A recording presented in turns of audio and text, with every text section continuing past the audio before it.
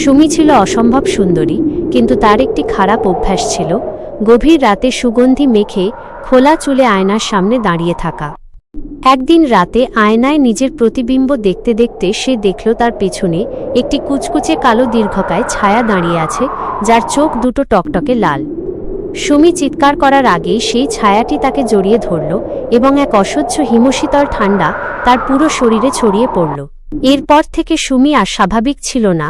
সে অন্ধকার ঘরে একা বসে থাকত এবং মাঝরাতে অমানুষিক শক্তিতে আসবাবপত্র ভাঙচুর করত। অবস্থা বেগতিক দেখে একজন বুজুর্গ আলেমকে ডাকা হল।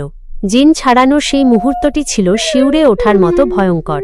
আলেম যখন উচ্চস্বরে সূরা বাকারাহ তিলাওয়াত শুরু করলেন, সুমির শরীর অস্বাভাবিকভাবে বেঁকে যেতে লাগল এবং তার মুখ দিয়ে এক পৈশাচিক পুরুষালী কণ্ঠ বের হল, ওকে ছাড়ব না, ও আমার।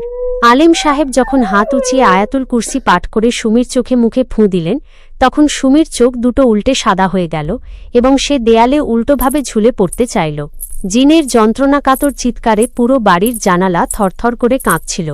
আলেম সাহেব যখন শেষবার আল্লাহর নামে গর্জে উঠে বললেন, জ্বলে খাক হয়ে যা, তখন সুমির মুখ দিয়ে আগুনের হলকার মতো কালো ধোঁয়া বের হতে শুরু করল এবং সারা ঘরে পচা মাংস পোড়া গন্ধ ছড়িয়ে পড়ল।